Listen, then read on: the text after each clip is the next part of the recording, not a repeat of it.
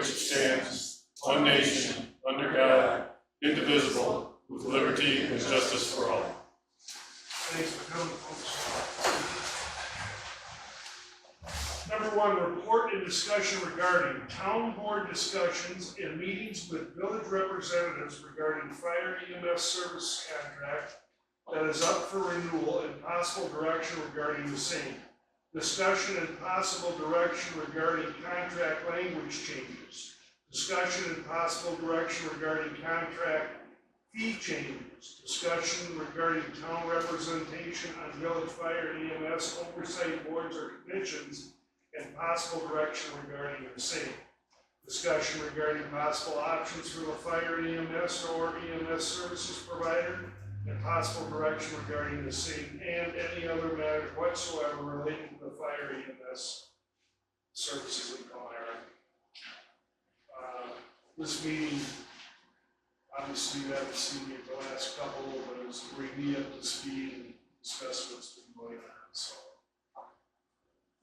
I'm all ears. Yeah, as usual, and I'll try to be as fair and reasonable as possible. As usual, the meetings with the village have not been going well. They continue to kick the can down the road. They still have not given us their budget numbers. They gave you guys, I think Michelle passed the email on. You've seen the one-liner where their fire and EMS budget for 2026 preliminary budget is going to be like 1.48. I don't have it right in front of me. 1.48 million, but 435,000, give or take, 25,000 is for a new fire truck, which they did not. They took out of that, so they said our fee would be based on $1,046,000 budget. Which I find ridiculous. I mean, what was it, Josh? 3 years ago it was 400,000 roughly. Last year it was 700,000. Now they want $1,050,000 plus a new ambulance. And with their, I'll come to the description of the actual contract in a minute. But given what they're currently doing as of the last meeting with the contract, our percent would be, give or take, 3%, 50% of that. So they're going to be looking for, picking a figure, $475,000 to $500,000 for us. And if it's 50% of the $1,046,000, it's $523,000, up from $250,000 this year. And they promised at the last meeting here, well, early on when we had the joint meeting, they promised that they would have, or they said they would have us preliminary budget numbers by the end of July. They haven't had that. At our last joint meeting that we had here, I think a month and a half ago, he committed to having it to us by the next meeting. They still don't have it. At our meeting last Thursday, Josh, correct me if I'm wrong, but Mike Osecki, the fire chief, Garsky, sorry, said that he would have it the next day for us because Lori, the clerk, Miller, sent out an email with their contract language, and at the bottom it said attached was the budget numbers, no attachment.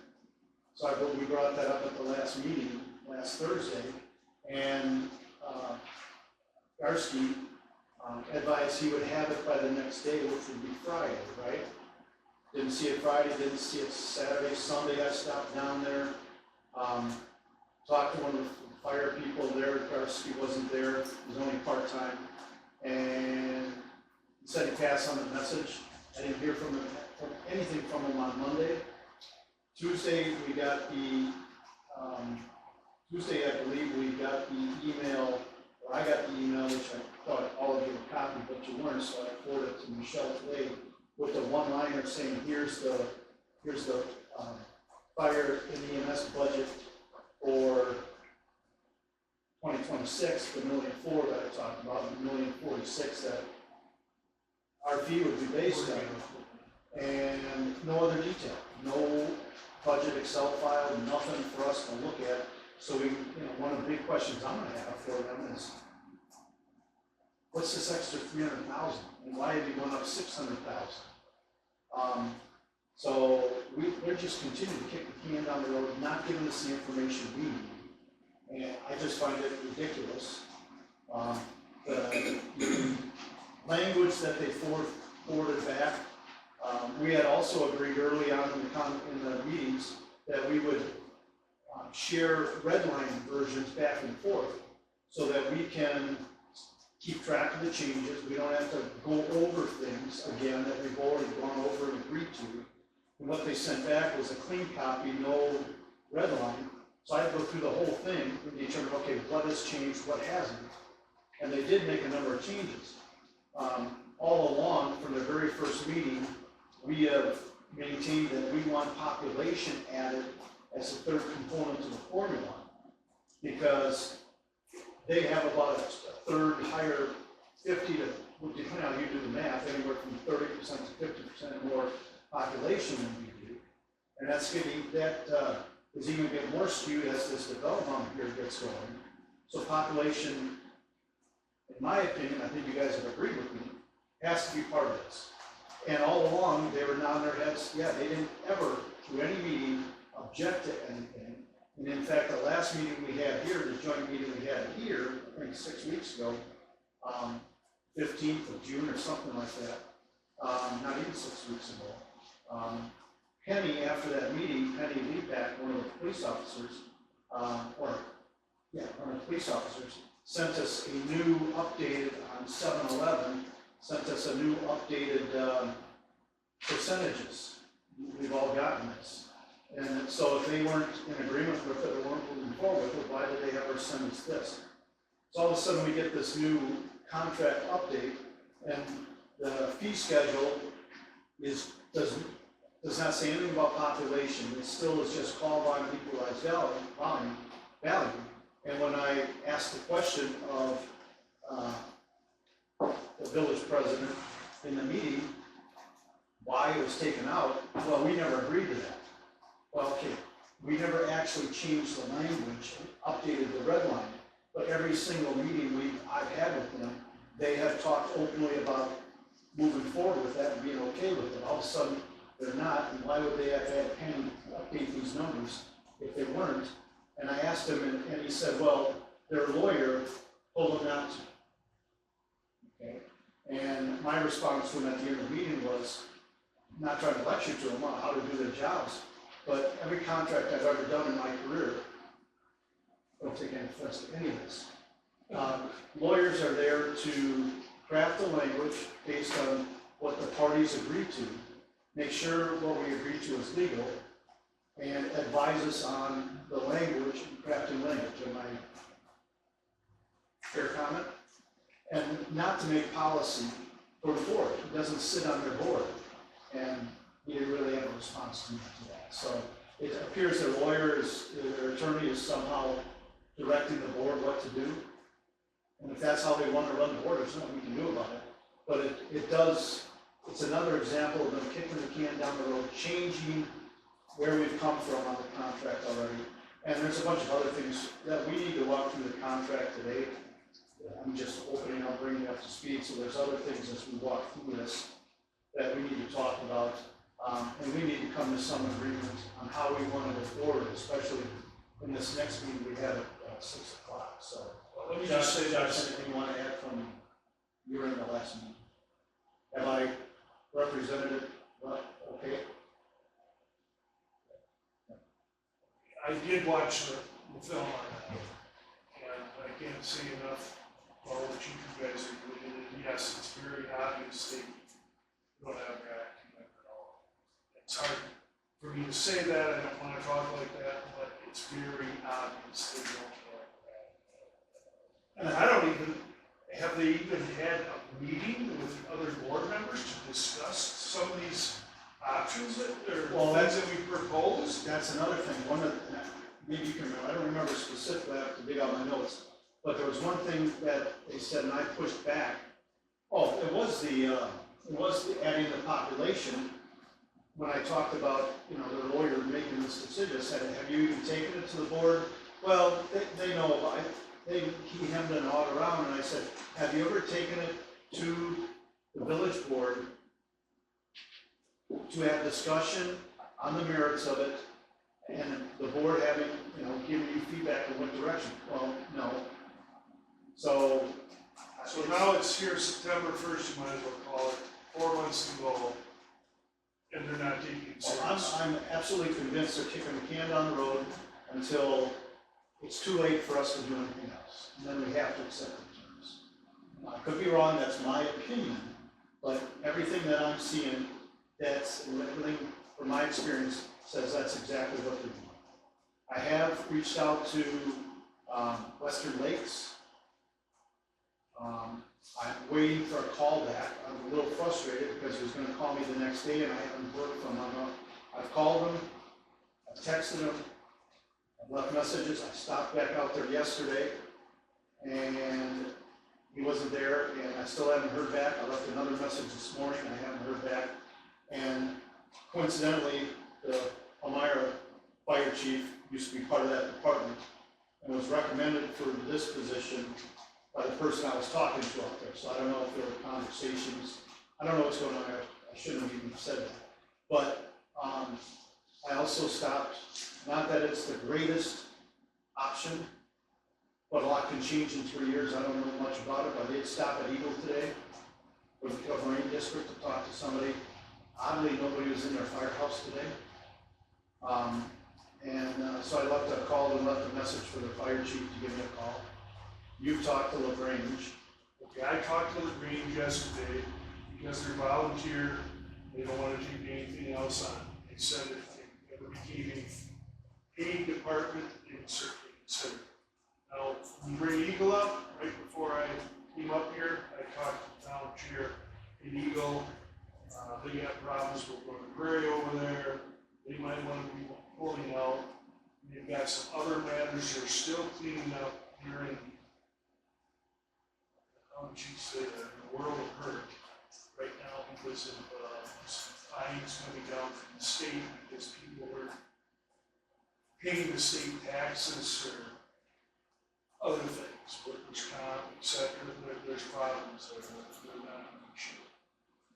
When you mention Western Lakes, I'm going to tell you that the town of Ottawa pays $900,000 a year for their service. Just let you know. I don't know the size of Ottawa. I don't know. I don't know much of the demographics about Ottawa. That's a big number, but I don't know how that compares demographically to the town of Palmyra. I will let you know that through some information I've gotten from members of our constituency and information I already had, after talking to Whitewater, the town of Whitewater, which is just a couple hundred people more than the town of Palmyra, they're at 14 something, we're at high 1200s. They only pay Whitewater $207,000 a year, plus a small public safety, $3,700. So basically $210,000 is what the town of Whitewater pays to the city of Whitewater. And so they also do have over 70% of any 70% of any uncollectible amounts through their EMS bill. So there is some. What is it? Define uncollectible amounts. They service someone through ambulance call, run it through Medicare, Medicaid, their insurance, and they don't collect what was billed out for one reason or the other. So that's the whole, the way that our existing agreement is set up is net of revenue, that net of revenue amount. The difference that's actually that block of revenue, they have to potentially pay if it comes out that somebody else did. So that's a delta that I don't know. I mean, yeah, and on an annual basis, it would be way up, way down, depending on that. another thing that I heard you guys maybe over on the last meeting when I watched was mutual aid. I asked Kelly Freeman, the fire chief of Whitewater, he never heard of such a thing. There's no billing for mutual aid. So to bring everybody up to speed, what you mean there is, in the formula based on equalized value, that's all determine that based on the value of the property, but total call volume in the past has been number of percent of fire and EMS calls of the town versus the total. So village and town together, what's our percentage of that? They're suggesting, or not suggesting, they're put into the new contract they sent back to us. They've added mutual aid calls where somebody else comes and helps out when they're not available. And what Frank is talking about is Dr. Whitewater and their chief found that ridiculous. And we talked about this in the last meeting, so we'll have to hit them up with it again tonight, is mutual aid goes both ways, right? If they're charging us for when Palmyra makes mutual aid calls to other communities, well then, when other communities help us, it should wash out. So, we do have to talk about that. I just want to step through the contract and talk about issues Yes, as they we're come gonna up. do that if we got it moving on. You have your copies of it? No, no.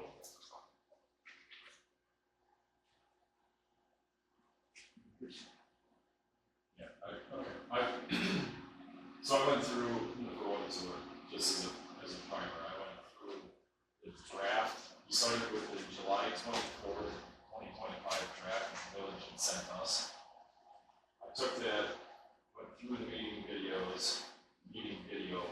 and essentially tried to note what the conversation was as we went along. Some things, like to Robin's point, they didn't flat off disagree with or agree with. Some of them they said no, and some of them was sort of a mutual, yes, we'll get that changed. So all of that, I've got, working redline, if you want to call it that, hoping that whatever we come up with here tonight, we can also, in a half an hour space we have, print copies of it off, and give it to them so they have something like that. With the red lines. The re-red lines, yes.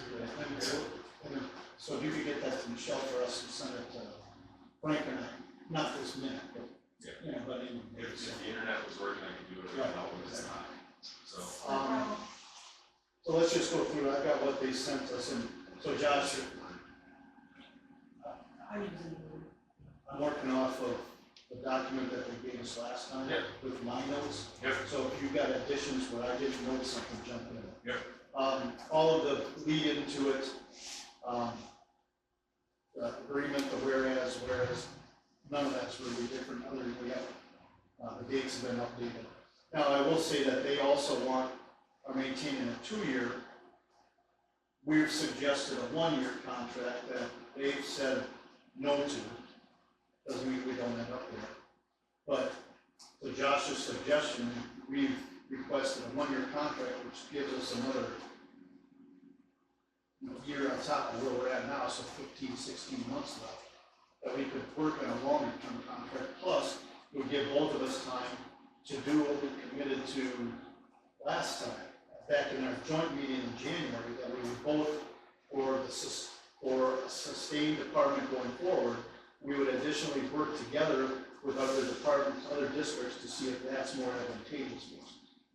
They haven't done anything, they've gone off and talked to other departments on their own, but they haven't included us, etc. So that's one of the reasons I think Josh has suggested that we go for a 1-year contract. So right now it's still a 2-year. That still needs to be worked out. Any addition on that? Under definitions, they have agreed to add the word. Right now it says fire and EMS medical means fire protection, rescue operations, emergency medical, and paramedic services. They don't offer paramedic services. That's all contracted out. Meeting up somewhere, taking it. So they've agreed to add the word paramedic contracted services, just so it says what it really is. And when you do contracts, and I'm sure everybody realizes this, you're not just doing them for the group that's here now. If it's a longer term contract, if not on either side, the village, the town, if nobody's, when the contract's still in effect, if we're all different people, it's gotta be worded correctly so people down the road understand it and know what it means as well. So the word contract is being added there. Fees, services provided, I think we're okay there. Fees, we just talked about that. They want it to be call volume, equalized volume, no population. We're obviously the other one. So, And you did vote on that, I saw that. well, You motion. you may want to talk to that one. So, after the conversation with the village representatives, that they agreed we had discussed population becoming part of the calculation, but they said that they had not agreed to that. I made a motion, Rob seconded it, we voted on it, and subsequent to that, Mr. Dorsigner asked to have that emailed, which I did do Tuesday or Wednesday, no, that was Thursday, so it might have We been did the same thing. Friday, potentially, I don't know, whatever it was. They do have the language, but, Formally, and it was formally asking them on a formal document from us, formally asking them to put population in that form. so use population estimates published by the Wisconsin Department of Administration Demographic Service Center as of January 1st of each year to be used in the following year's calculation. Which is important because their pushback on using, one of their pushbacks on using population was, well, what numbers do we use? I heard It's that. based on the, site. I heard everybody that. hear me. They push back on that, saying, well, what numbers do we use? Census is only taken once every 10 years. Josh pretty much shot him down there, and what did you say it was? Wisconsin Department of Administration publishes, or has at least, out of the Demographic Services Center, a estimated population. They do it for all the communities. So if we, Rob's point at the meeting, whatever mechanism we agree on is the mechanism we agree on. Whether it's 100% accurate or not, obviously, it's not going to be because it's an estimate until there's a census. And the first day somebody moves out of town or moves into town, it's going to change things. So we formally requested that the village board review, including population, as the third leg of the calculation. So I revised that even further after going through that 20-minute conversation again. So right now, the way that I've got this drafted, it says, the annual fees during the term of this agreement shall be based upon the following formula, which is what's in there, right? Right. Call volume, instead of saying 50%, it would say 33.333%. Equalized value, instead of saying 50%, it would say 33.333%. And population would be the new 33.33%. It goes on to say, as it was drafted, the formula for each ensuing year shall be calculated based upon calls between October 1st or the preceding year to September 30th of the current year. I adjusted their paragraph a little so that it then says, by way of example, for 2026 fees, the call volume should be based upon actual calls between October 1st, 2024 and September 30th, 2025. So I moved that sentence up to contain it with part of the call volume. It then went on to say the equalized value should be based upon the current year. I inserted the word as of January 1st, so there was no complication of at one point in time, primarily because we have a reval coming up, and I didn't want that to muddy the waters as far as are they going to use September 30th if we have open book and blah, blah, blah, here's your new value, all that kind of stuff. So it will be based on the exact same way they had it, Department of Revenue's equalized value as of January 1st. Okay?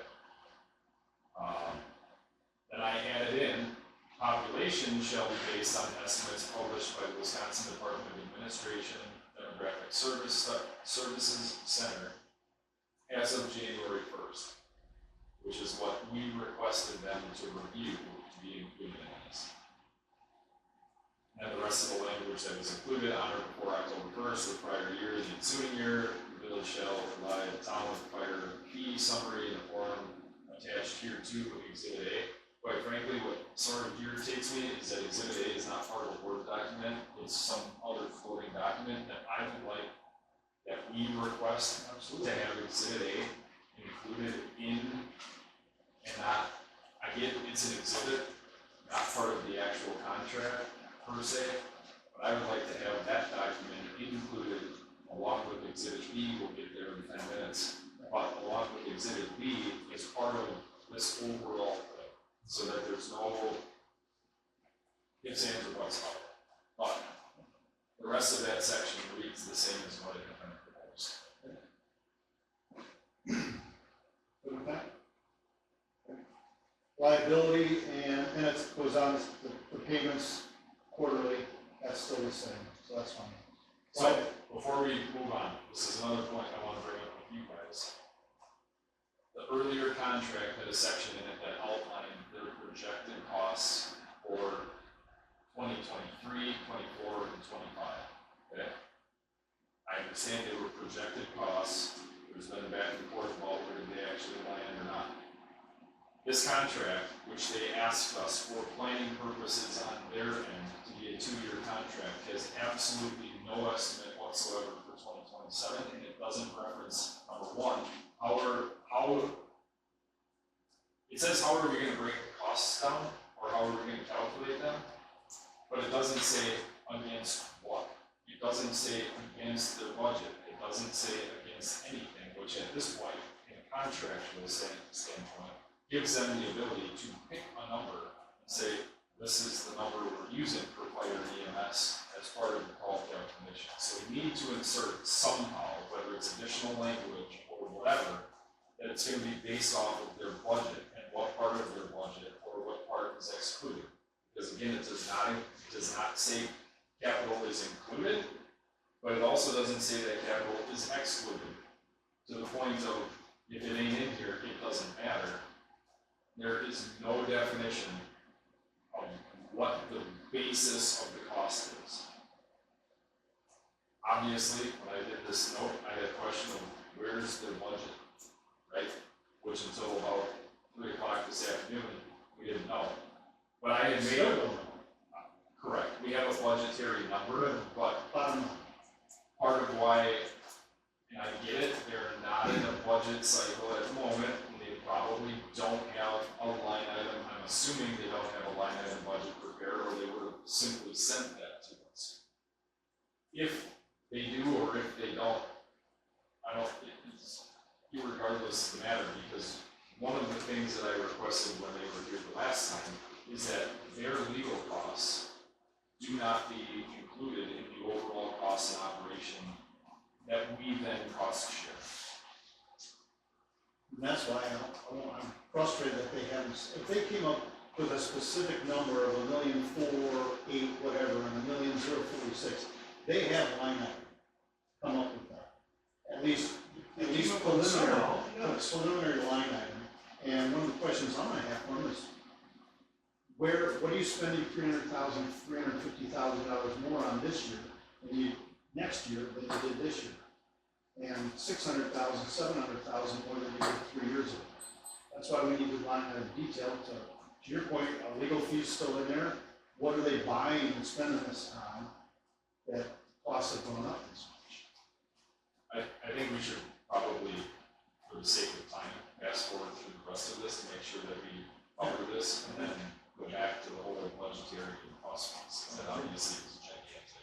And the only thing I would say, one more thing, and then we'll move on to agree, is they incurred a lot of overtime. Because all the stuff that was going on over there. And if all that overtime, because of their management, or whatever you want to call it, is factored in as part of the basis for this to go up, as much as it's going up, that's wrong too. It's their responsibility to manage their department better if they're having to pay all this overtime, because all this crap that was going on over there. Anyway, moving on to liability and indemnification, I think A and B are the same as it was. C, there's some insurance clauses in here. See, as the town shall name the village, and the village shall name the town as additional insured, blah, blah, blah, for $1 million. I think a lot of this comes back to a question that, one of the questions, and it talks about it later as well. There's another section where it talks about jointly owned vehicles, but that question comes back to the insurance as well. There are 4 partially owned vehicles. 29, you can skip what you're talking about. Right, there's a 29 fire truck that's out of service. Then there is a 2006 Ford ambulance, still in service, a 2007 Freightliner fire truck, a tender that's in service, and a 2007 Chevy utility truck that's still in service, that we own 50% of. My question is, if we no longer own 50% of it, we can have the insurance clauses, I'm assuming, taken out of it. Do we want to continue to have ownership of that, potentially have, they haven't yet, but potentially have maintenance costs on that down the road, or do we want to just say, you know, okay, the town, the village can have it? Thought on that, Josh? I think we retain ownership at the moment. Okay. Don't know what insurance costs, we'll have to check that out. But that's, and I'm not looking for a decision, it's just something for us to think about. After going through the discussion, or rereading, obviously 2 or 3 different times for notes and such, I think one of the things that we need to do is to get a hold of our current insurance carrier to make sure that they will allow us to add the village as an additional insured under our policy. Because if the insurance company is different than the company that we had when this contract was drafted, and for whatever reason, I think we need to back that with them first before it's included in this language. Makes sense. Stranger things have happened about people not knowing what the town's operations are and why they put it with insurance, so. Yeah, for sure.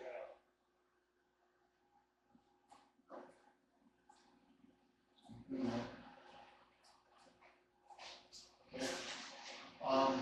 Well, one thing they do not include any value on this.